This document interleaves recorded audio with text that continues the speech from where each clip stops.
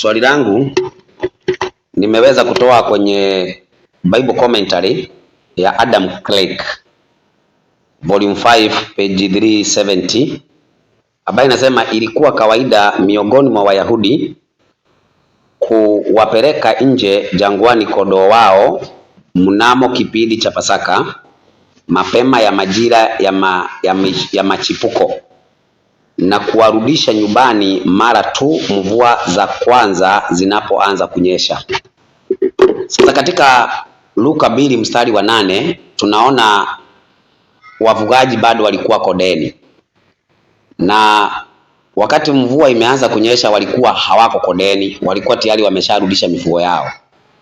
Sasa kama wachungaji hawakuwa kondeni wakati wa mvua, ninauliza Bwana Mwankemwa, kulingana na kalenda ya Kiyahudi, mvua ilikuwa inaanza kunyesha mwezi wa ngapi katika kalenda hiyo ya Kiyahudi, ili tujue kama huo mwezi ambao malaika walikuja na mifugo ilikuwa kondeni kama ni mwezi wa 12. Karibu Mwankemwa. Asante sana. Swali la Mwalimu Ndacha ananiuliza mimi ni mwezi wa ngapi mvua ndo zilitakiwa kunyesha na ambazo mifugo isingetakiwa kuwa kondeni. Hoja hii nimeijibu mimi pale awali. Nimemwambia hivi, mvua inyeshe, isinyeshe, kuwe na baridi, kusiwe na baridi, mifugo waliokuwa wanatunzwa walikuwa kwa ajili ya hekalu, sio kwa ajili ya watu binafsi. Malaika alipoenda kwa wachungaji, alienda kwa wachungaji waliokuwa wanatunza mifugo ya hekalu, sio ya watu binafsi. Kwa hiyo usifananishe vitu hapo. Wale walikuwa na special task, ndio maana walikuwa wanawekeana zamu. Yule ambaye ilifika zamu yake, hata kama kulikuwa na mvua, hata kama kulikuwa na baridi, yeye alitakiwa kwenda, kwa sababu hakai kule siku zote. Hayo ndio majibu. Mimi nilitegemea sasa niambiwe na wewe unioneshe kwamba umesema kwenye hiyo commentary hiyo. Sasa cha ajabu, kwenye hiyo commentary wewe unaiamini, lakini mimi nikitoa commentary zangu hujazipitia kabisa. Kwa hiyo hapo nimekujibu kwamba haijalishi ni muda gani, mifugo wale wa hekalu walitakiwa kukaa kule wakitunzwa. Sasa ukanukuu Bible commentary nyingine, ukaongea habari ya karne ya 4 kikiwemo kitabu cha Bustani ya Katekista. Mimi hapa nimetoa kutoka kwenye Wikipedia, na ambayo hakuna aliyeipitia miongoni mwenu, ambayo haiongei karne ya 4, inaongea karne ya 2. Ninairudia tena. In the 2nd century, the earliest church records indicate that Christians were remembering and celebrating the birth of the Lord. Karne ya 2 Wakristo walikuwa wakikumbuka na kusherehekea kuzaliwa kwa Bwana. Karne ya 2. Je, katika hawa Wakristo mitume hawamo? Mitume wamo. Kwa hiyo rekodi za karne ya 2 zinaonyesha kwamba kumbe huko nyuma Wakristo walikuwa wanasherehekea. Sasa kama walikuwa wanasherehekea, hao waliokuwepo kabla mitume hawamo? Ndio maana nikasema hapa ni kama watu wanataka waone tu iseme mtume. Hapana, hawa wote wanakwenda sawa sawa na tangazo la mitume. Kwa mfano hawa mpaka wametuandikia hapa kwamba walikuwa wanakumbuka. Hawa walikuwepo lini? Si wanakuambia ni rekodi za karne ya 2, na iko kwenye kitabu, na hicho kitabu wapendwa kinaitwa English Adam C. Oktoba 14, 2016, Christmas Theological Anticipation, ukurasa wa 70 na 71. Kitabu hiki kina namba ya maktaba 978 4982 39332, ambacho kiko kwenye Wikipedia. Tafuta kwenye Christmas unakipata. Wanakuambia karne ya 2. Sasa kama karne ya 2, Yesu amezaliwa karne ya 1. Kama ni karne ya 1 tayari kulikuwa na tukio hilo la kusherehekea. Ila kama na Mwalimu Medad alivyosema, Wakristo waliendelea kuteswa. Hebu kwa mfano fikiria tu, kama mpaka karne ya 3, hiyo kabla ya karne ya 4, karne ya 3, Papa Askofu Fabian si aliuawa na tawala za Kirumi tarehe 20 mwezi Januari 2050, na sababu ilikuwa kwamba yule Kaisari Decius, imo kwenye kitabu pale, Kaisari Decius alikuwa anataka miungu yao ya kipagani izidi ibada za Kikristo na zile ibada zisiwepo. Bishop Fabian alikataa, akauawa tarehe 20 mwezi wa kwanza mwaka 2050. Ninayo pale kitabu cha The History of Religion, na pia miongoni mwa mapapa wa Katoliki, vyote vitabu ninavyo, mkitaka nitakuja kuthibitisha hapa. Kwa hiyo hapa mpaka sasa hakuna yeyote aliyepinga kwamba Yesu hakuzaliwa tarehe 25 mwezi wa 12, siku ambayo malaika alisema leo ninawaletea na habari njema ya furaha itakayokuwa kwa watu wote. Sasa mtu aliposema, Biblia haisemi, imesema kwenye Luka sura ya 7 mstari wa 21, ambazo ndio kwa desturi za Wayahudi zinahusiana baina ya kuzaliwa na kutahiriwa, na ambayo ndio sisi zimekuja kutupa mwaka mpaka huu ni mwaka 2025. Na nimesema mpaka sasa hakuna aliyekanusha kwamba huu sio mwaka 2025, na Mwalimu Ndacha amesema kweli huu ni 2025, ila anakataa, hajui ulianza lini. Sasa mimi ndio namwambia ulianza tarehe 25 mwezi wa 12, ambapo sasa tarehe 1 mwezi wa kwanza na mwaka wa kwanza, ambazo ni siku ya 8 ya kuzaliwa Yesu. Tangu kuzaliwa, siku ya 8 ya kutahiriwa, sisi kwetu ndio tumeanza mwaka mpya mpaka leo tuna 2025. Na kwa nyinyi, kwa sababu ni wasabato, huwa mnaandika pale sijui 1844, sijui kuna kuingia patakatifu wa patakatifu. Ilihesabiwa toka lini hiyo? Ilihesabiwa toka hii tarehe 25 mwezi wa 12 mwaka wa kwanza. Ulipoongea habari ya huyo katekista, kama ingekuwa kama anachokisema, maanake pale lengo lake ilikuwa ni kufananisha matukio mawili kwamba yamegongana. Lakini kama ingekuwa hivyo, je, Katoliki hawasherekei Krismasi tarehe 25? Kwa sababu kama ingekuwa ni wapagani kabisa, wangeachiwa wapagani. Mbona vitu vingine wanasema hivyo vya kipagani Mkristo hutakiwi kufanya? Hapa alikuwa anakuambia mgongano wa tarehe, kama alivyoeleza alivyoeleza Medal kwamba siku moja ina matukio mengi. Sasa hapa sisi tunaongelea habari ya kuzaliwa kwa Yesu, tukio lililoanza kuadhimishwa kwanza na malaika. Yesu akiwa na miaka 33 anasema mimi nimezaliwa kwa ajili ya haya. Hivi kwa nini hicho? Kwa nini huko amgusi? Kwa nini Yesu anakumbusha kuzaliwa kwake akiwa na miaka 83? Ndio maana mamajusi walienda kumsujudia Yesu akiwa mtoto. Kwa nini? Kwa sababu wanajua kabisa kwamba anatakiwa kukumbuka kuzaliwa na kufa kwake tangu akiwa mtoto. Ndio maana wakamletea manemane. Ndio sababu nimesoma hapa kwenye Britannica kwamba walikuwa wanasherehekea kufa na kubatizwa na kuzaliwa kwa Yesu kwa tarehe 1 tarehe 6, na ambayo hii tunakuja kwenye tarehe za Gregorian na Julian, ambazo mkituuliza maswali tuko tayari kuyajibu yote. Kwa hiyo mpaka sasa Mwalimu Ndacha ameshindwa kuthibitisha kwamba tarehe 25 mwezi wa 12 sio Christmas. Ameshindwa kuthibitisha hiyo. Mimi nimethibitisha. Asante. Unajua bwana mwenyekiti, kitu ya kwanza mimi nadhani ya kwamba si shidani, siko hapa kwa kushindana na Mwankemwa, bali niko hapa kwa ajili ya kuonyesha kitu ambacho inaitwa ukweli. Maana ukweli peke yake ndio inaweza kushinda, bali sio mimi nishinde ama Mwankemwa ashinde. Swali ambalo nimeuliza mwenyekiti, wewe ni shahidi ya kwamba sijajibiwa swali, kwa sababu kile ambacho Mwankemwa amefanya ni kuogea maneno ya akili yake kunijibu swali. Nimetoa dalili hapa ya kwamba ikifika ni wakati wa mvua kunyesha, mifugo yote ilikuwa imerudishwa. Yeye akasema ile mifugo si yote ilikuwa inarudishwa, kuna ingine ya Pasaka, na ni maneno yake tu. Hakuna mahali amesoma kwa Biblia ya kwamba hiyo mifugo ilikuwa ya Pasaka irudishwe nyumbani. Hiyo ni maneno yake, hakuna mahali amesoma. Sasa mimi nimetoa hapa, haijasema ati mifugo fulani inarudishwa ingine inabaki. Sasa yeye ndiye anagawa. Unagawa kwa dalili gani?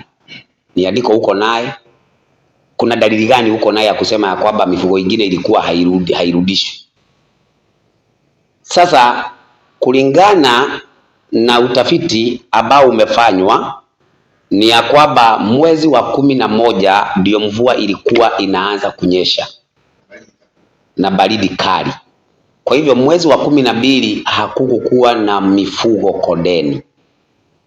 Kwa hivyo ukisema Yesu amezaliwa mwezi wa 12 si ukweli. Nisitumie jina ni uogo, nitumie sema si kweli, kwa sababu mifugo haikuwa kondeni mwezi wa 12. Unaona? Sasa mimi nikionekana kweli sina hoja, kama ungeniambia mwezi ambao mvua ilikuwa inaanza kunyesha kwenye kalenda ya Kiyahudi, mvua ina baridi nyingi ilikuwa inanyesha mwezi gani? Wewe unakubali vile nasema ni kweli, lakini unasema hapana, hiyo hao wafugaji walikuwa Kondeni walikuwa na zile za Pasaka. Lakini hayo ni maneno yako. Kwa hivyo swali langu haujanijibu. Aya, nikija lingine, Mwankemwa, mimi sijakataa Yesu alizaliwa.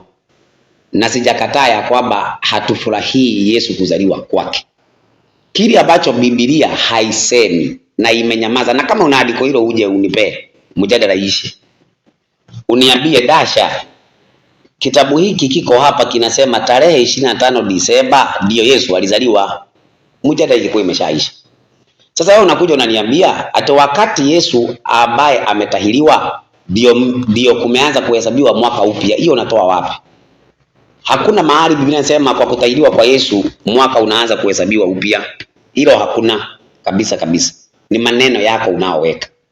Sasa nikawa nasema hivi, wale ambao ni mitume na pia Yesu mwenyewe, hatuna andiko hata moja, bwana mwenyekiti, ambalo linasema ya kwamba mitume walisherekea Disemba 25. Hilo andiko hakuna.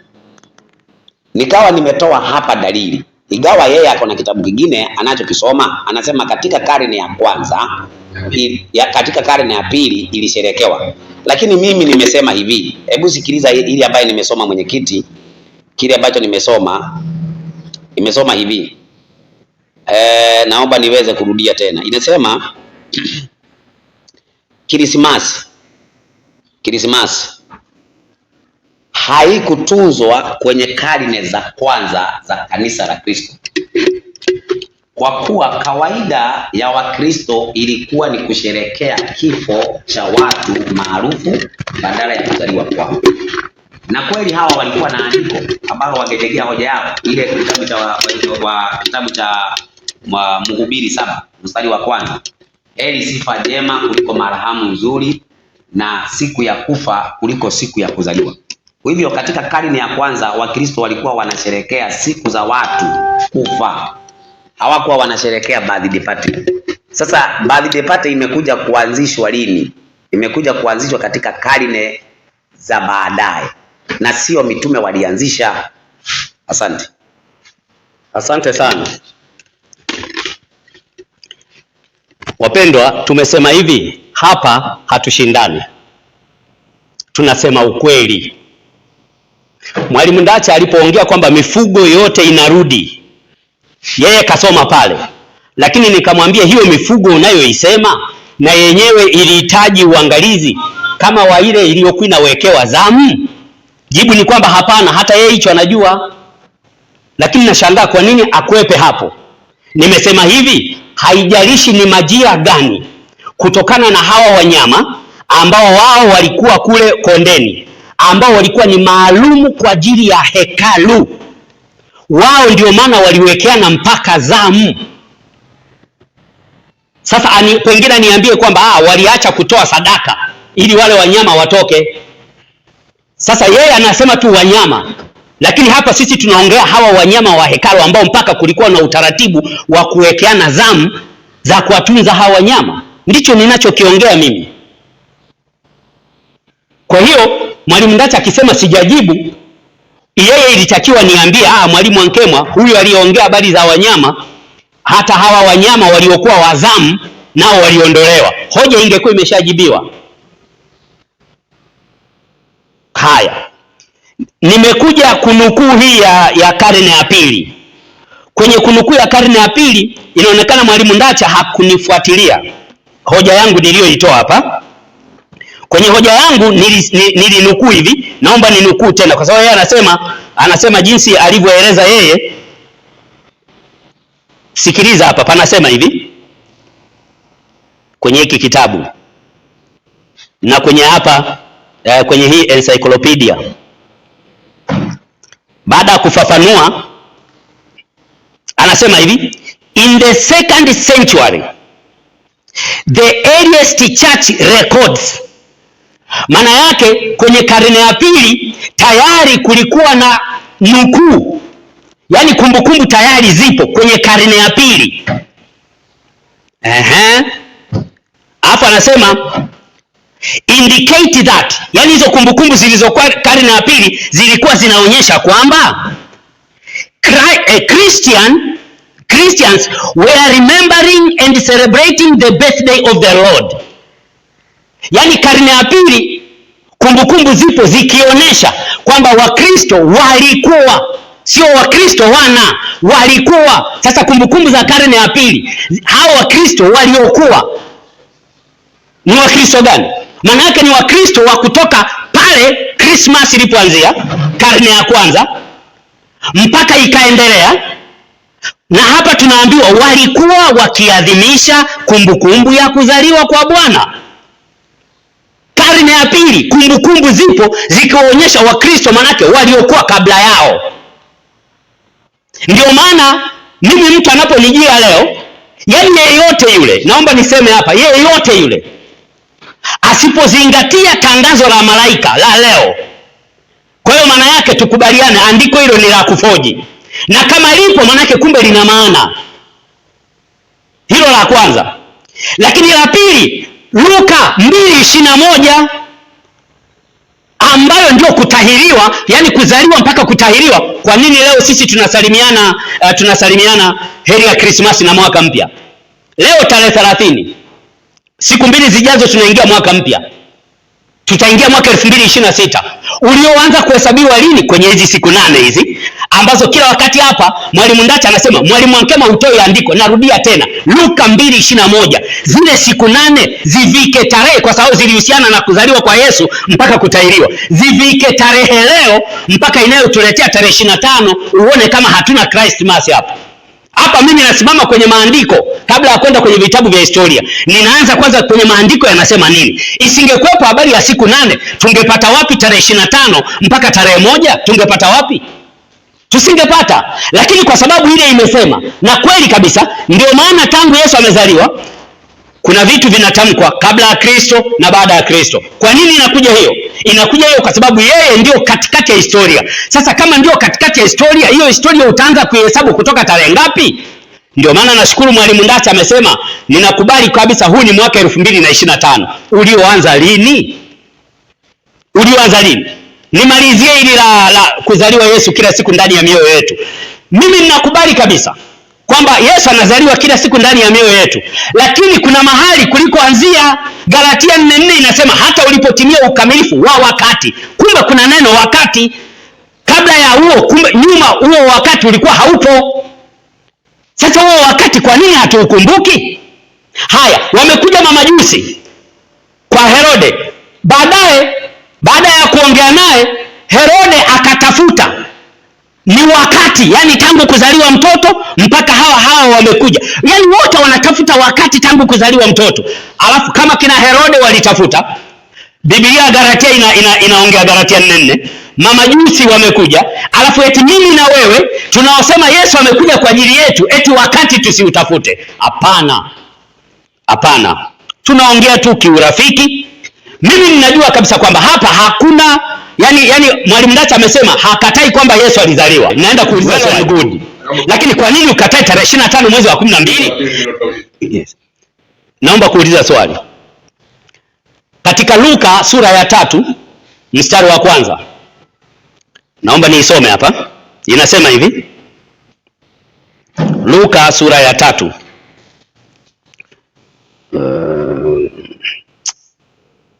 Come on. Luka sura ya 3 inasema hivi, mstari wa 1. Mwaka wa 15 wa kutawala kwake Kaisari Tiberio, Pontio Pilato alipokuwa liwali wa Uyahudi, na Herode mfalme wa Galilaya, na Filipo ndugu yake mfalme wa Iturea, na nchi ya Trakoniki na Lisania mfalme wa Abilene. Wakati wa ukuhani wa Anasi na Kayafa, neno la Mungu lilimjia Yohana mwana wa Zakaria jangwani. Kwa hiyo hapa mwaka wa 15 wa Tiberio akiwa Kaisari, neno la Bwana limemjia Yohana. Yohana alifanya nini? Twende mstari wa 21. Ikawa watu wote walipokwisha kubatizwa, na Yesu naye amebatizwa, naye anaomba, mbingu zilifunuka. Kwa hiyo kumbe ni kipindi hicho wakati Tiberio akiwa na miaka 15 tangu wakati wa utawala wake, na historia inasema Tiberio alianza kutawala akiwa na miaka alianza kutawala mwaka wa 14 baada ya Kristo. Kwa hiyo miaka 15 baadaye, maana yake ni 14 jumlisha 15 sawa sawa na 29. Kwa hiyo ndio kipindi ambacho Yohana alianza kuwabatiza watu. Ninakwenda mstari wa 23 na ndio unaojengea swali. Na Yesu mwenyewe alipoanza kufundisha alikuwa amepata umri wake kama miaka 30, akidhania kuwa ni mwana wa Yusufu wa Eli na kuendelea. Swali langu naomba nisikilize. Hii miaka 30 ya Yesu alipoanza kuhubiri, na miaka 15 ya utawala wa Kaisari Tiberio ambapo ndio kipindi ambacho Yohana alianza kuwabatiza watu, ambapo yeye alianza kutawala tangu mwaka wa 14 baada ya Kristo. Swali langu, je, historia hii inayotoka ndani ya Biblia mpaka nje ya Biblia inayomhitimishia Yesu kuwa na miaka 30 haikuanza tarehe 15 mwezi wa 12, tarehe 25? Yani haikuanza na tukio la kuzaliwa kwa Yesu ambalo ni tarehe 25 mwezi wa 12?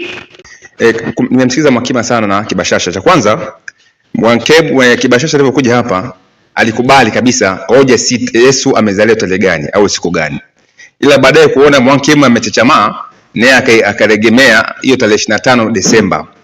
Kwa swala mpaka hapa na hapa kabisa Mwakemwa anakiri kabisa Biblia haitamki tarehe 25 Desemba kama tumeagizwa, ila ana fundisho lake la kutaliwa kwa Yesu. Na hii ni doctrine nyingine ambayo Mwakemwa anaingiza, mimi naita Mwakemwa doctrine, ambayo haijulikani na Wakristo wote duniani. Ni Mwakemwa hapa Tanzania hapa Temeke ndio anayejua hiyo doctrine, ambayo Kibashasha mwenyewe hapa hawezi kuithibitisha, bali tunamuunga Mwakemwa mkono katika hoja hiyo, ili basi tu kuweka hoja na kuzingatia kwamba baba wa Kristo wafurahie. Lakini point inakuja hivi, nataka nijengee hoja kabla sijajibu swali lako. Nitalijibu kupitia nukuu kadhaa hapa za Warumi. Maana umejenga hoja kwa Warumi kwamba Warumi mapapa ndo wanahusika na kuzaliwa kwa Yesu. Sasa kuna nukuu moja hapa ya Warumi imeandikwa na Padre Titus Amigu, chapa Benedicto Publications Ndanda Paramio, Juni 2000. Huyu ni Padre Titus Amigu. Kwenye kitabu chake kinaitwa Christmas, peji ya 56. Huyu Padre Amigu kitabu chake kimepitishwa na Wakatoliki wote na kinauzwa hapa St. Joseph. Anasema hivi kuhusiana na kuzaliwa kwa Yesu. Anasema, basi ili kuwa na umoja wa waamini wapate kusherehekea kuzaliwa kwa Yesu, kanisa lilijiwekea tarehe 25 Disemba. Na Mwakemwa usikiza vizuri, sio busy hapo. Kanisa lilijiwekea tarehe 25 Disemba. Wewe katika hoja yako wewe kwamba Yesu ule miaka 14 au 15 ya kutawala Kaisari Tiberius kwamba inajengwa katika tarehe 25 Disemba ni uongo. Ule ulikuwa ni mwaka wa 15 wa kutawala, si mwaka wa kikalenda. Mwaka wa 15 kama leo Mama Samia ni mwaka wa 5 wa kutawala Mama Samia. Leo kuna mdahalo mahali hapa Tegeta Dawasa. Kwa si kwamba ni mwaka kwa maana ya kalenda, kwa ni mwaka wa jumla ya siku ya kutawala kwake ama miaka ya kutawala kwake. Kwa hiyo haihusiki na tarehe 25 Disemba. Hiyo ni yako tu Mwakemwa. Sasa nije katika nukuu hii niendelee. Hapa nirudi kidogo. Basi ilikuwa ni umoja wa waamini wapate kusherehekea kuzaliwa kwa Yesu. Kanisa lilijiwekea tarehe 25 Disemba. Nakumbuka hawa ndio wameanzisha kalenda ya Gregorian calendar ambayo ilianza mwaka 1582. Alhamisi siku ya 4, tarehe ya 4 Alhamisi ndio ikageuzwa kutoka Julian calendar ikawa Gregorian calendar. Na baadaye uje hapa utuambie unasherehekea tarehe 25 Disemba kupitia kalenda ya Kiyahudi ama kalenda ya Gregorian calendar, maana imeanza juzi tu hapa, ama Julius calendar. Maana zote wanakiri bayana kwamba Yesu akuzaliwa tarehe 25 Disemba. Hapa uje na uthibitisho wa kinukuu wa kihistoria. Sasa anasema hivi Padre Amigu, haina maana kuwa Desemba ndio mwezi rasmi aliozaliwa Kristo, ila imewekwa hapo kwa sababu za kihistoria. Yafaa tupitie historia hiyo kifupi. Katika siku za mwisho za dola ya kipagani ya Kirumi, ibada za kuabudu jua zilikuwa zikifanyika sana mjini Roma. Dini ya Mithras, mungu jua wa Kiajemi, ilistawi sana. Kaisari Aurelian akajengesha hekalu la jua lisiloshindika mnamo mwaka wa 274. Sikukuu kubwa ya Mungu jua ilifanyika kila tarehe 25 Desemba, siku ambayo tabia ya kupungua kwa mwanga wa jua ilikoma na hivyo kuanza kuongezeka tena, yaani ilikuwa kama siku ya kuzaliwa upya jua. Kwa huyu ni padri. Sasa wewe tuambie kwamba ukija hapo tuambie Padri Amigo ni mwongo, Padri huyu Rafaeli ni mwongo, au kanisa Katoliki ni uongo ambaye anasema kwamba tarehe 25 Disemba haikuwa siku ya kuzaliwa kwa Yesu, bali wapagani walikuwa wanashabikia kuzaliwa kwa Mungu jua, na kanisa likachagua siku hiyo, na linakiri bayana kwamba hakuna mtu yeyote anajua Yesu alizaliwa siku gani. Ni Mwankema tu hapa Tanzania, hapa Temeke, anadai kwamba yeye ndo anajua siku ya kuzaliwa kwa Kristo. Sasa uje utuambie vitabu, je, au mapadi ama kanisa Katoliki limeongopa ili doktrini yako ya Mwankema iwe kamili? Baada ya kusema hayo, umenukuu kitabu kimoja hapa katika Wikipedia. Maana ya Wikipedia ni kamusi ya Biblia ambayo mtu yeyote anaweza kaedit. Lakini nilikupa nukuu hapa za Tertullian, baba wa kanisa, anasema karne ya pili hakuna Mkristo yoyote aliyesherehekea tarehe 25 Disemba. Na baadaye nitakupa nukuu hapa zingine pia za wanahistoria wa kanisa kina Origin, wote wanakiri bayana kwamba tarehe 25 Disemba ilikuwa ni siku ya kipagani. Hakuna Mkristo yoyote karne ya pili. Na ulidai hapo kwa mitume walikuwepo karne ya pili. No, mitume walikuwepo karne ya kwanza tu, na wote karne ya pili wote walikuwa wameshakufa. Kwa hakuna rekodi yoyote ya kihistoria ya mwanahistoria. Hapa hiyo kitabu chako ambacho umebuni tu cha mtu wa juzi tu hapa kwenye Wikipedia ndio kinasema kwamba hivyo, lakini hakuna katika historia. Sasa uje katika swali langu hapa. Je, unakubaliana na hoja za Wakatoliki kwamba 25 Disemba si siku ya kuzaliwa kwa Kristo ama la? Karibu. Asante sana. Nimeulizwa swali. Je, Wakatoliki wamesema kweli? Hapa maana yake anamaanisha Padre Titus Amigo na huyo katekista nini? Padre Rafaeli. Wapendwa, mimi nilinukuu maandiko na niliacha hapa hoja. Kama hii itaanza kuitwa Mwankemwa doctrine, lakini maadamu iko ndani ya Biblia, basi muichukue kuanzia leo. Nimesema hivi, Luka sura ya 3 mstari wa 1, mwaka wa 15 wa kutawala kwake Kaisari Tiberio, mwaka wa 15 mpaka inafika mwaka wa 15. Alianza kutawala lini? Alianza kutawala mwaka wa 14 BC. Sasa hii 14 BC ni yani 14 AC, 14 AC ndio historia. Lakini kwenye maandiko ndani ya Biblia inaniambia ni miaka 15 tangu kwanza kutawala kwake. Huo mwaka wa 15 wa kwanza kutawala kwake ndio Yohana Mbatizaji alipoanza kwenda kuwabatiza watu, na miongoni mwa watu aliowabatiza alimbatiza Yesu.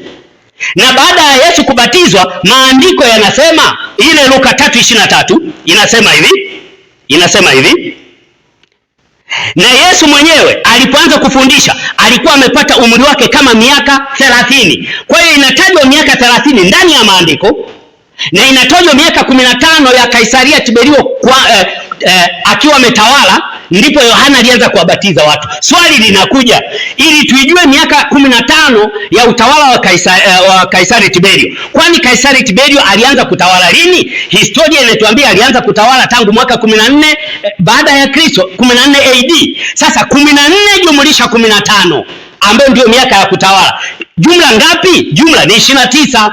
Sasa kutoka 29 kumbe ndio Yesu amebatizwa.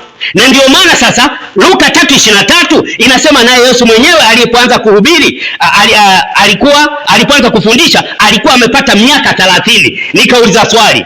Kwa hiyo hapa kuna aya mbili nimetoa kwenye Biblia, ingawa nyinyi mnasema mimi sitoi maandiko, nimetoa kwenye Biblia. Nikauliza swali, hii 30, miaka 30 ya Yesu iliyotajwa kwenye Biblia ilianza kuhesabiwa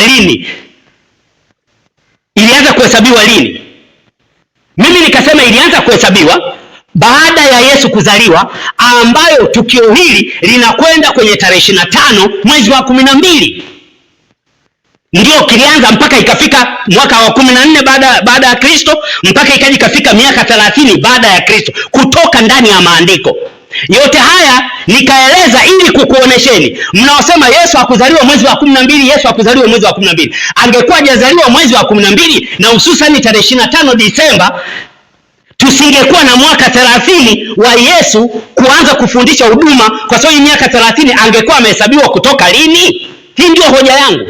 Kwa hiyo bado inasimama kwamba Yesu amezaliwa tarehe 25 mwezi wa 12. Ndio maana hii miaka mpaka hapa tunaona Yesu ameanza huduma akiwa na miaka 30. Miaka 30 imehesabiwa toka wapi? Toka kule nyuma kwa Tiberio. Na kule kwa Tiberio kulikuwaje? Ameanza kutawala mwaka wa 14. Na hapa maandiko yanasema akiwa ametawala miaka 15 toka mwaka wa 14. Kwa hiyo ni 29. Baada hapo 30 Yesu anaanza huduma. Hii miaka imepatikana kutoka wapi? Imepatikana kutokana na tukio la kuzaliwa Yesu tarehe 25 mwezi wa 12. Naona Mwankemwa, narudia tena kusema, Mwankemwa kwanza kujibu hoja ambazo hazina ushahidi ni kazi bure. Kwa hiyo Mwankemwa anapaswa kuja hapa atoe kitabu cha kihistoria kwamba Yesu yaani kuhesabu siku za kutawala kwa Tiberio katika ule mwaka wa 14 baada ya Kristo, atuambie sasa kihistoria sasa kwa vitabu kwamba ilikuwa ni tarehe ngapi na mwaka gani, alafu wajenge hoja katika kitabu hicho kwamba ni wakati ambao Yesu alizaliwa. Sasa hapa ni maneno tu ambayo anaingiza tu ambayo si ya msingi. Kwanza ukiangalia hapo Kaisari Augusto ambaye anaanza kutawala kuanzia mwaka ule wa 37 baada ya Kristo BC.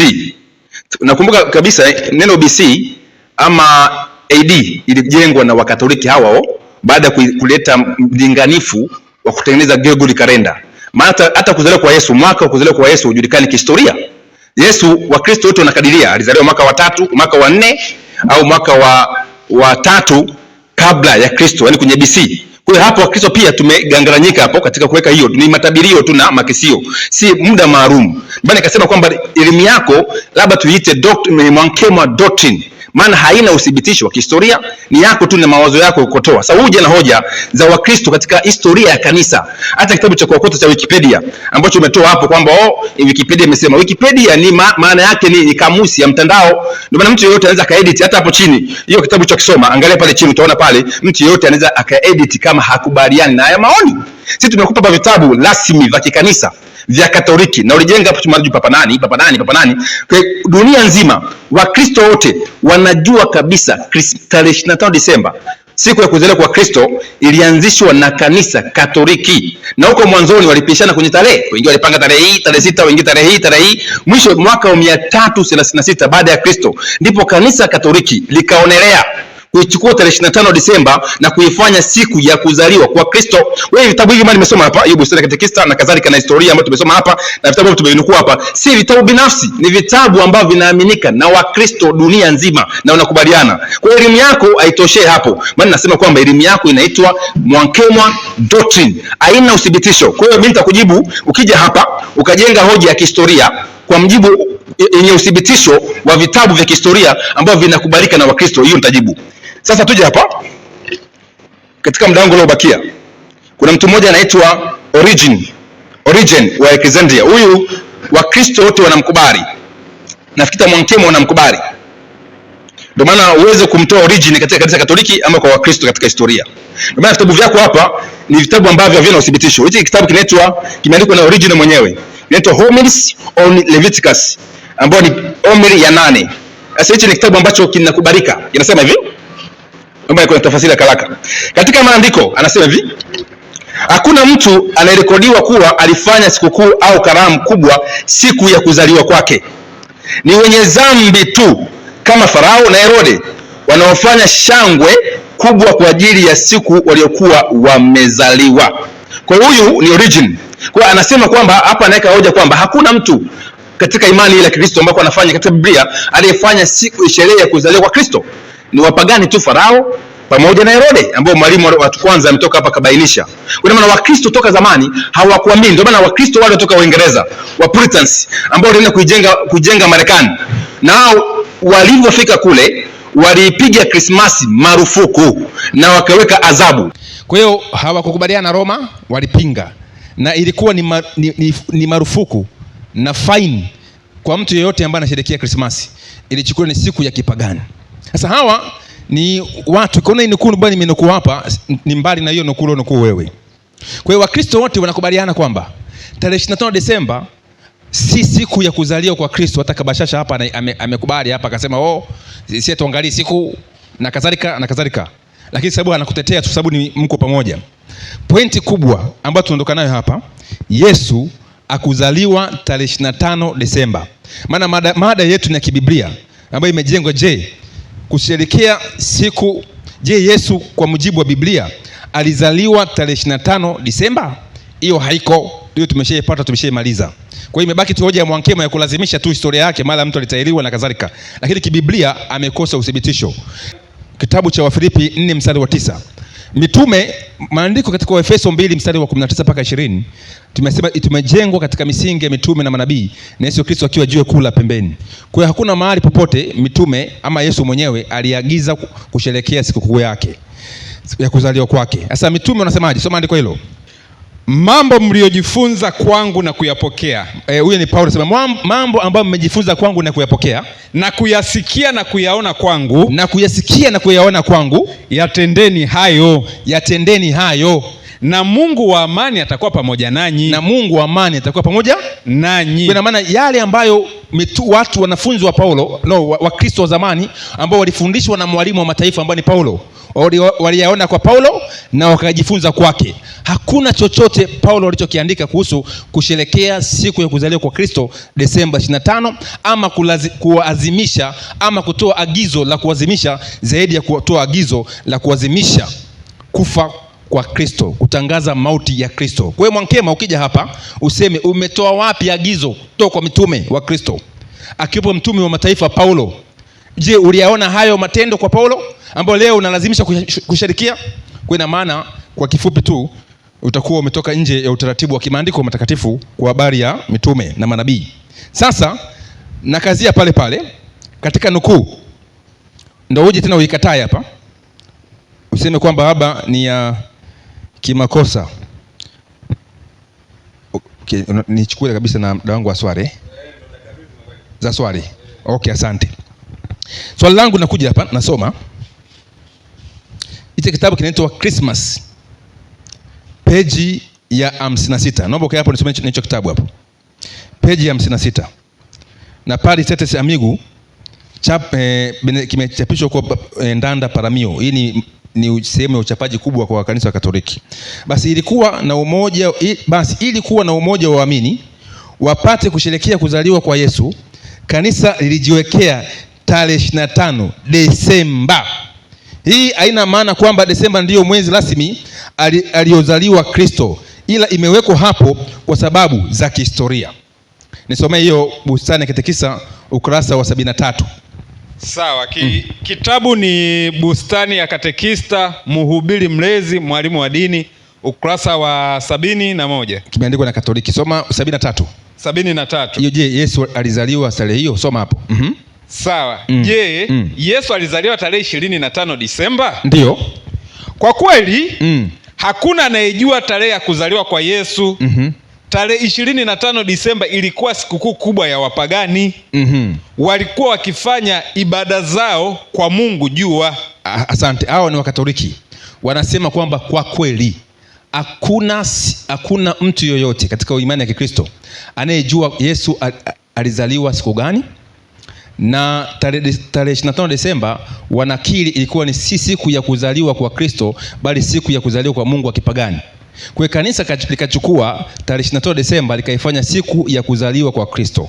Mwankemo, ukija hapa sasa katika swali langu nalojenga, hivi vitabu ama Wakatoliki wanasema ukweli ama uongo? Karibu. Wakati Mwalimu Masawa ananukuu vitabu mbalimbali, anakataa nukuu za Mwankemwa. Anasema hivyo ni vya kwako, haviaminiki, kisa vimevunja msimamo wake. Nimeshangaa sana. Uzuri vitu vinarekodiwa, watazamaji walivyo wamesikia na watarudia kujua Mwankemwa alichokinukuu kile vitabu. Sasa baada ya Masawe kugundua vile vitabu vimevunja msimamo wake aliyokuwa ndai kwamba Christmas imeanza karne ya 4, anavikataa vitabu vya Mwankemwa na nukuu za Mwankemwa. Anasema kwanza ulivyo nukuu mtu anaweza kaedit muda wote ule. Sasa vitabu ulivyo visoma vya Padri Amigu aliandika Yesu, vimetoka mbinguni. Amigu sio mwanadamu. Sasa hii inakuwa si sawa. Unapoona mtu amenukuu vitabu vya kihistoria ambavyo vimevunja msimamo wako, usikatae hivyo vitabu kama ni vya kwako. Mwankemwa alijenga hoja kwenye Luka ile sura 3, akaelezea Tiberio muda anaanza kutawala, akajumlisha miaka ya 30. Akauliza imeanza kuhesabu kutoka tarehe ipi? Ni tarehe 25 Disemba.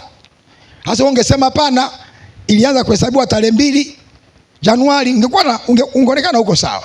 Sasa ulivyosema kwamba hawa wamesema kweli au wamesema uongo, umenukuu uandishi wa vile vitabu. Sasa sisi tumetoa hoja kwenye Biblia.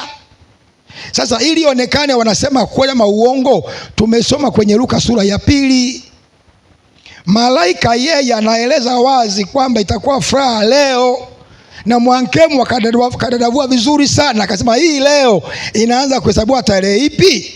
Akakokotoa kwa mujibu wa kalenda ya Kiyahudi. Mwalimu Masawe, Mwalimu Ndacha, hamjagusa kabisa hapo. Mmepaona pamoto, mepacha kama palivyo tarehe alizokotoa na miezi. Mimi siwezi kurudia sana kwa sababu imerekodiwa na watu wanaona, wataona vizuri wakipray kwamba hao wanasema kweli ama wanasema uongo. Sisi tumetoa ushahidi kwenye Biblia tarehe 25 kwamba hakuna mtu ajuae. Unaposema hakuna mtu ajuae, maana yake unakubali Yesu hakuzaliwa. Sasa maana yake unasema Yesu hakuzaliwa unaposema hakuna mtu ajuae. Na ndio maana ukisoma kwenye Yohana 20 ile mstari wa mwisho pale, anasema kuna mambo mengi aliyofanya Yesu hayakuandikwa. Kwa nini hayakuandikwa yale mambo? Na nikasema miaka 30 maisha ya Yesu, nini kilitokea katika tunakijua? Kimeandikwa? Jibu hapana. Kwa nini akikuandikwa miaka 30 maisha ya Yesu, kuandikwa ya Biblia kijaandikwa? Kwa hiyo sisi tumetoa maandiko yanayothibitisha tarehe 25 ni sikukuu, ni tarehe aliyozaliwa Yesu ya mwezi wa 12. Na ukasema kwamba mimi nimekubali, ila hatuna mgoba Mwankemwa kwa kuwa namtetea. Si kweli. Mimi nilichokuwa point yangu ilikuwa ni hii: mtu yeyote anayesherekea siku yake ya kuzaliwa, Masawe najua mwaka uliozaliwa siujui na tarehe sijui, lakini iko tarehe na mwaka, na nina imani tarehe hiyo ikifika huo nakumbuka tukio. Kama si wewe mamako mzazi au baba nakumbuka tarehe kama leo alizaliwa kijana anaitwa Masawe au Ndacha. Sasa yeye baba anachokuwa anasherekea pale, hasa kinachomgusa sio tarehe, bali ni tukio ambalo liliangukia tarehe hiyo. Kwa baba yako kama ni Masawe ni Jeff, kama ni Masawe yeye hasherekei tarehe kama tarehe. Kinachomgusa ni tukio ambalo liliangukia hiyo tarehe. Kwa hiyo tarehe kwake haimati sana, bali tukio. Ndio nikaja kwa Yesu kwamba Yesu azaliwa tarehe 25 mwezi wa 12. Kwetu hiyo haimati tarehe kama tarehe. Inamata tukio ambalo liliangukia tarehe 25 mwezi wa 12. Hiyo ndio point ya msingi. Na tukajenga hoja hapa na Masawe kirudi mara ya pili. Tunaposema Yesu alizaliwa tarehe 25 ya mwezi wa 12, wewe unasema hapana, hilo nakubali tu, Yesu kweli alizaliwa. Hiyo unakubali. B, tarehe gani? Unasema mimi sijui. Sisi tunakuambia tunaojua tarehe 25, sema hapana. Kama ni hapana, tuambie basi tarehe aliyozaliwa. Yaani kama ni mahakamani kesi inaisha saa 2 asubuhi, thibitisha, unasema tarehe 25 mwezi wa 12. Basi tuambie tarehe gani? Mimi sijui. Wanakuambia court, kesi imefutwa. Unasumbua mahakama wewe. Mwankemwa amekotoa vizuri sana. Alafu ukaja ukasema sikukuu ilianza kuadhimishwa wakati si Warumi walikuwa sherekea Mungu jua. Tumekueleza hivi, tarehe 1 mpaka leo ina matukio chungu nzima. Kwa mfano tarehe 7 mwezi wa 6 unakuta mtu mmoja anasherekea tarehe hiyo, anakumbuka alivyooa ndoa yake. Mwingine tarehe hiyo anakumbuka mama yake alikufa. Mwingine anakumbuka alivyoibiwa. Mwingine anakumbuka alivyorogwa. Tarehe hiyo moja na matukio chungu nzima. Kwa hiyo sio hoja tarehe kuankia tukio moja ambalo pekee alikuwa anaabudu. Hiyo sio hoja. Lakini pia ukasema hakuna andiko wala mitume walikoagiza kwamba tusherekee au wao walisherekea. Nikajibu nikasema Biblia ilikuwa iandiki kila kitu, ilikuwa inaandika key point.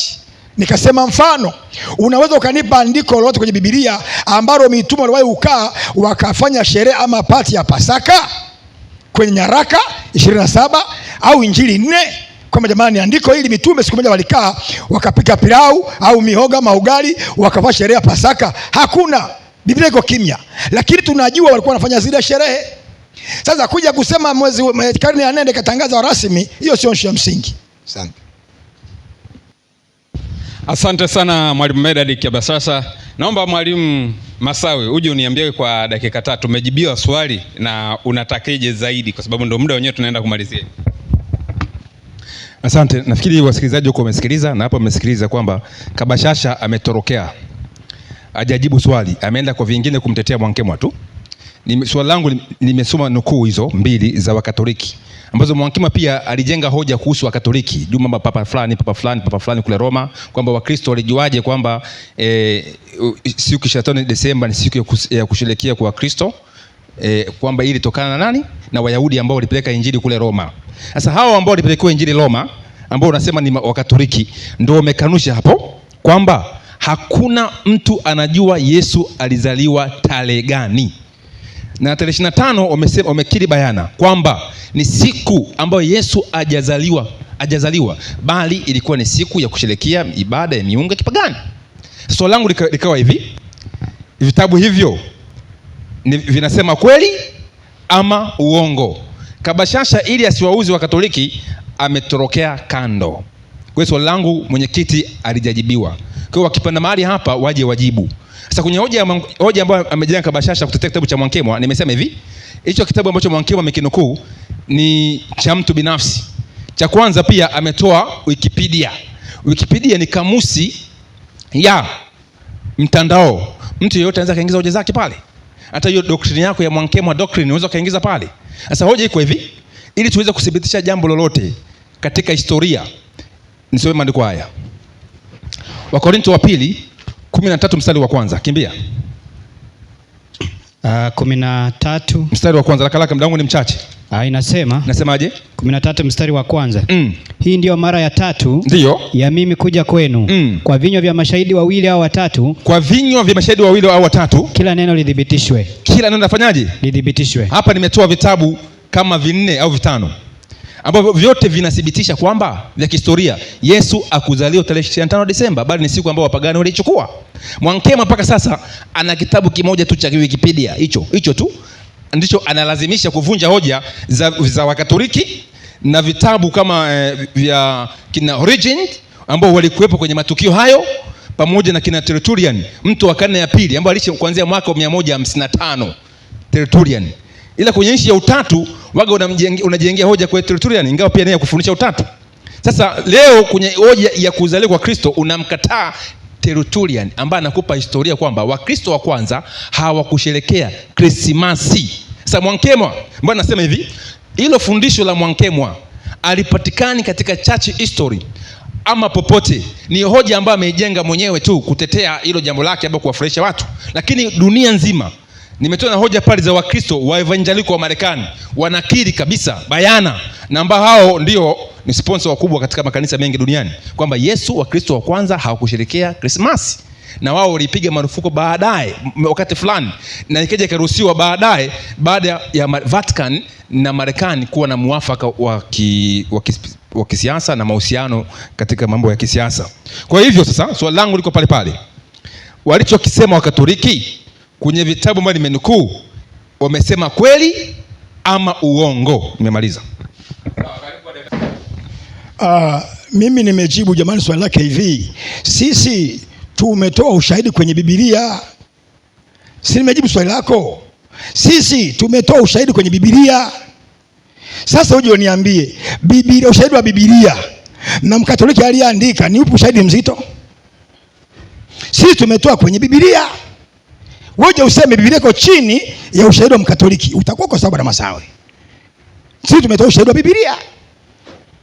Tarehe 25 tumeeleza vizuri na tumekokotoa. Sasa shida iko wapi? Nimejibu swali lako vizuri sana. Alafu kaenda kwa Tertio unasema anakataa kwamba Kristo sherekea Krismasi karne ya pili. Aliyemuuliza swali hilo nani karne ya pili? Mpaka andike hivyo. Aliyemuuliza Tertio, bwana mpaka andike Krismasi sherekea, alikuwa nani? Mpaka andike hiyo hoja. Wewe kama unadanganya hapo. Yaani aliyemuuliza Tertio karne ya pili, bwana Krismasi karne ya kwanza ilikuwepo, ina maana kulikuwa na mdahalo Tertio akaanza kutetea, si ndio? Karne ya pili. Umeongopa bwana Masawe hapo. Hapo umedanganya. Ungesema bwana kulikuwa na mdahalo, watu washerekea Christmas, Teresa kaja kuvunja hoja kwamba hapana, mimi nilikuwepo karne ya kwanza. Hiyo hawakusherekea Christmas. Ungekuwa na hoja ya msingi. Lakini pia nikasema hoja ya msingi, Yesu alizaliwa kuzaliwa. Hoja ya msingi ni kwamba Yesu Kristo alizaliwa. Je, kukumbuka, kusherekea, kukumbuka kwa tukio kubwa la Mwokozi Yesu kuja duniani kuleta ukombozi, kuleta uzima, ni dhambi kiasi gani? Upagani unaingiaje bwana Masawe na bwana Ndacha? Yaani upagani unaingiaje hapo? Kwani sisi tunasherekea Centurion? Sisi tunasherekea kuzaliwa kwa Yesu. Tungekuwa tumechukua Yesu Centurion jiwe, ungesema mmeharibu, mmemix mboga.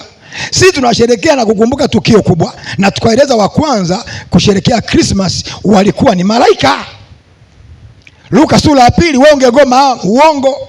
Tena wakaangusha pambio iwe amani, wanaitikia kwa watu walioaridhia, shangwe na furaha ya ajabu. Tukaona mamajusi wakaja kusherekea, baadaye ukajenga hoja, umerudia makosa ya pili kwamba hakuna wacha Mungu wanaosherekea kuzaliwa kwao bali watu waovu. Terutiano nikasema, Mwankema ametoa ushahidi, Yohana Mbatizaji watu walikusha birthday ya nguvu, sherehe ya maana sana. Sasa hilo andiko nasema, akaja ukiri Ndacha kwamba ni kweli hata Yesu alisherekea malaika, yani walifanya Christmas, yani ibada ya Yesu walifanya, ila hawakuendelea kila mwaka. Hajatoa ushahidi kwenye maandiko kwamba kila mwaka hawakuendelea. Hii ametoa kichwani mwake mwenyewe. Kwa hoja ya msingi ni kwamba Yesu alizaliwa, na tunaposherehekea tarehe 25 sisi hatungangani na tarehe, tunangangana ni tarehe 25 mwezi wa 12 kazaliwa, ila sisi tusherehekea tarehe bali tukio ambalo liliangukia tarehe hiyo. Hata Tanzania tarehe 1 mwezi wa 9 kila mwezi wa 12 kila mwaka tunasherekea kukumbuka kutoka kwenye utumwa wa Mwingereza. Sasa Watanzania asherekei tarehe 1 kama 1 wa 9 bali tukio ambalo liliangukia hiyo tarehe. Kwa sisi hatusumbuki na tarehe bali tukio ambalo liliangukia tarehe hiyo. Na ndio maana bwana Masao, najua katika hali ya kawaida kibinadamu mtu anapokufa huwa kumbukumbu ya kuzaliwa haipo. Na wewe umesema watu walikuwa washerekea kuzaliwa bali kufa. Kwa nini? Akishakufa lile tukio la kumbukwa halipo tena, limefutwa na tukio lingine la kufa. Kwa hiyo huwezi kuwa na birthday ya mtu aliyekufa. Yesu kama angebaki kaburini tusingekuwa na birthday yake leo, yani Christmas, kukumbuka. Hatusherekea bali ya marehemu, lakini yu hai milele na milele. Kwa hili mwana hoja ya msingi, semeni hivi, Yesu hakuzaliwa. Watu watawaelewa. Sisi tunaposherehekea tarehe 25 Christmas ni sikukuu halali kibibilia, kwa sababu tunakumbuka tukio kubwa. Na unajua wanapinga Christmas, watu wengi hawaelewi. Mara nyingi anayepinga hii kitu ni Ibilisi. Anaumia kwamba wanamtukuza na injili wanahubiriwa dunia nzima kwa sababu ya tarehe 25 kuzaliwa Mwokozi Yesu, injili na watu wengi wanaokolewa. Nchi za Kiislamu zingi zinaokolewa kupitia Christmas, inatangazwa Yesu. Kwa mfano leo tunaposema Afghanistan, kwa mfano nchi za Kiislamu ama Irani, wako Wakristo wengi na wanasherehekea Christmas na Pasaka, lakini sio hadharani, wamejificha kwenye mashimo. Ila siku zile nchi wakibatizwa wote watatoka rasmi kusherekea, na serikali itatangaza rasmi tarehe hiyo. Sasa baada ya miaka mingi useme kwa mara ya kwanza Christmas Irani ilisherekewa mwaka 2050, haikuwepo kabla hapo. Ili kuwepo ile ilikuwa haikurasimishwa kiofficial kwa sababu ya utawala uliokuwepo na kanisa la Kristo. Kwa hiyo bwana, tunachosherekea sisi jamani sio tarehe kama tarehe, bali tukio ambalo liliangukia tarehe hiyo la kuzaliwa kwa Yesu. Wewe kama utaki kusherekea kukumbuka kuzaliwa kwa Yesu, hiyo inakuwa ni matatizo yako binafsi, hatuwezi kuingilia. Lakini hilo uwe na hoja ya msingi, waambie Yesu hakuzaliwa tarehe 25 mwezi wa 12 bali tarehe 7 mwezi wa 4. Hapo utakuwa na hoja ya mashiko. Lakini Yesu alizaliwa tarehe 25 mwezi wa 12. Mwalimu Wankemwa amekokotoa, amedadavua. Kwa hiyo Mungu wa mbingu na nchi awabariki. Mwongozo wetu sisi ni Biblia, tumetoa mle. Malaika ni wa kwanza kusherekea Christmas, yani Christmas, Kristo, na kuna mas, ibada ya Kristo. Sawa kabisa.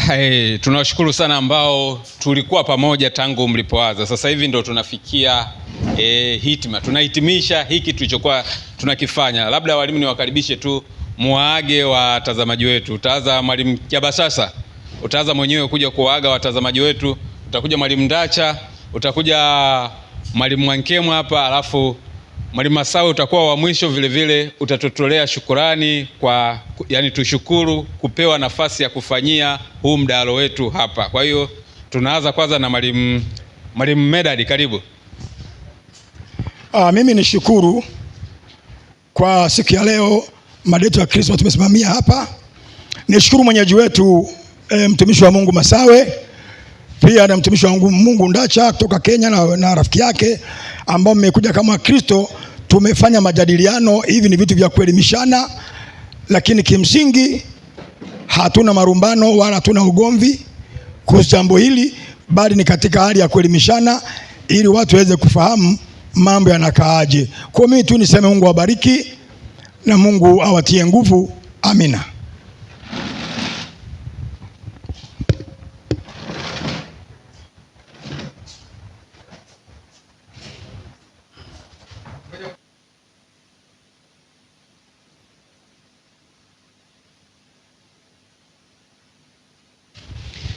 Mimi nishukuru kwa yale yote tuliyojadiliana kwa upendo kabisa, na zingatieni kwamba Biblia ina kila fundisho unalolihitaji kama nilivyothibitisha.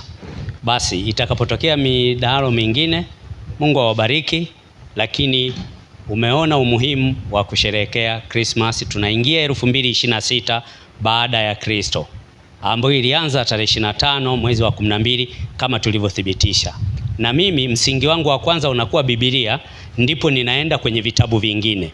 Yaani mimi kwangu Biblia ndio inazilisha encyclopedia, sio encyclopedia zinailisha Biblia. Kwangu mimi hiyo hapana. Biblia inailisha encyclopedia.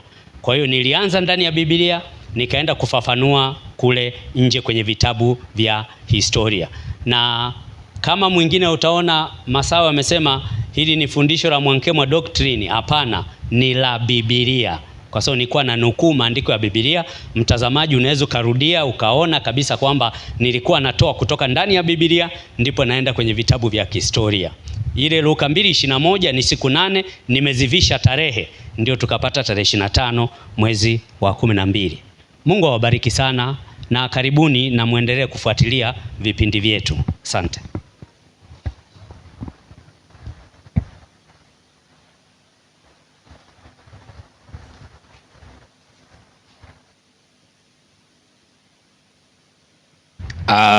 Kwanza, kitu cha kwanza, wale ambao mnafuatilia, unapofuatilia midahalo kama hii, unatakikana kwanza uwe akili zako ziko sawa.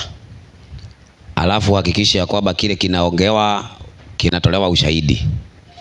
Mimi nimekaa hapa tangu tuanze na tumemaliza mkutano, sijaona andiko hata moja kuanzia kwa Biblia mwanzo mpaka Ufunuo linalosema Yesu alizaliwa Disemba 25.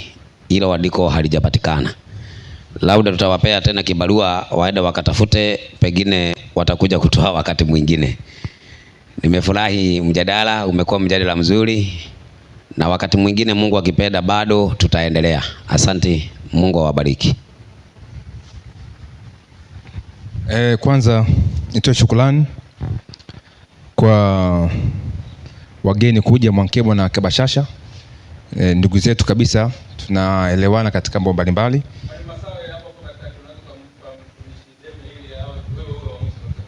Okay, nimpe Deme. Okay, sawa. Mwalimu Deme, karibu. Asante. Pia nami nasema asante. Tumekuwa na mdahalo mzuri, na naamini ya kwamba kama Wakristo tunapofanya midahalo kama hii haimaanishi ya kwamba sisi ni enemy. Hapana, sisi ni marafiki, na ndio naona tunafanya midahalo hiyo. Inakuwa ni kama mechi za nyumbani, tunaangalia wapi shida iko. Mada imekuwa nzuri. Mimi ningesema tu ya kwamba pia nami sijasikia andiko moja ambalo linasema ya kwamba tusherekee Disemba 25, bali maandiko yote ambayo nimesikia ikitolewa ya kwamba Yesu alizaliwa, na hakuna siku mwafaka kwenye Biblia. Hata hiyo Wagalatia 4 nilisikia ilisema tu ulipotimia wakati. Haikusema ilipotimia Disemba 25 akazaliwa. Ilisema tu wakati ulipotimia Yesu akazaliwa. Kwa hivyo siku rasmi hakuna kwa Biblia, na siku inapokosekana basi inamaanisha ya kwamba wale wanaoiweka siku ni wanadamu. Ndio naona Daniel Mwankema amemalizia akisema nimeivisha kwa maneno yako. Asante sana, tupatane tena wakati mwingine na Mungu awe nanyi. Deme, tahitimisha hivi kwa jambo la kipekee. Hebu nisomee Wakorintho wa kwanza 4 mstari wa 6. Wa kwanza 4 mstari wa 6. Wakorintho wa kwanza 4 mstari wake ni wa 6, inasema ndio, basi ndugu, mambo hayo nimeyafanya kwa mfano wa mimi na Apolo kwa ajili yenu, ili kwamba mfano wetu mpate kujifunza kutokupita yale yaliyoandikwa, ili mmoja wenu asijivune kwa ajili ya huyu. Asante sana. Kwa hiyo mimi nimejifunza katika mada hii kwamba tusipite yale yaliyoandikwa. Katika yaliyoandikwa tumeona bayana kwamba Krismasi tarehe 25 Disemba haipo kimaandiko. Kwa wakati mwingine labda Mwankema atapokuja, labda kama itatokea tutajadili tena wakati mwingine, aje ajenge hoja kwamba yeye anasherehekea tarehe 25 kupitia kalenda ipi, aidha ya Kiyahudi ama ya Julian kalenda ama Gregorian kalenda ama kalenda ya Kichina. Hivyo kibiblia tumeona bayana, hatujalizishwa. Nafikiri hata wasikilizaji wamesikiliza, wataamua wao wenyewe kwamba hakuna maandiko ambayo yanaazimisha ama yanatuamuru kuazimisha Christmas. Baada ya kusema hayo, Mungu awabariki ndugu zetu katika Kristo. Hii ni huduma ya kanisa la Seventh Day Adventist Reformed Church hapa Tegeta Dawasa, na hatuko tu hapa Dawasa peke yake, tupo huko Kigamboni, tupo Zanzibari, tupo karibu Tanzania kote na nje ya Tanzania na Kenya kwa ujumla wake. Kwa hiyo hawa wageni wangu Francis Ndasha na Deme, hawa ni wajori ndani ya kanisa hilo la Seventh Day Adventist Reformed Church. Kwa hiyo wamekuja kama watendakazi kufanya kazi ya Mungu mdalo, na kama alivyosema Deme, ndugu zetu waliokuja Kabashasha na Mwankemwa walikuja kwa ajili ya kuweza kufanya mechi za nyumbani.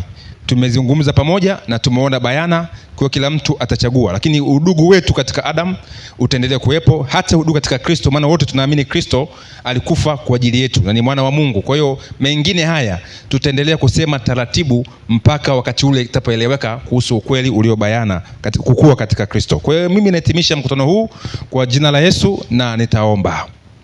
Basi tuombe. Baba yetu wa mbinguni, tunakuabudu na kulitukuza jina lako. Asante kwa neema yako kubwa uliyotufanyia katika maisha yetu sote.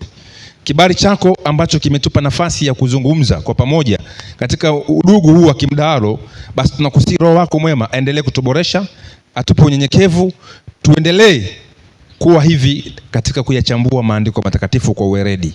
Tunaombea wote waliosikiliza, mkono wako wa neema uwe pamoja nao. Pia tunaombea Mwalimu Ndacha ambao mguu wake unamuuma. Mungu wangu nakusihi ukamponye mguu wake.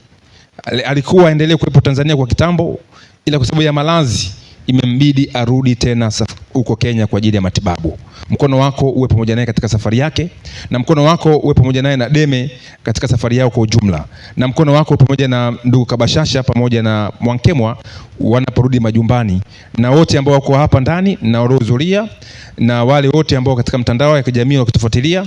Mungu uwabariki. Na mimi pia ambaye nabaki kama mwenyeji pamoja na Andrew Nkini, utubariki, utuongoze katika utulivu, katika kulijenga taifa na kulijenga kanisa lako, kwa jina la Yesu tunakuomba, amen.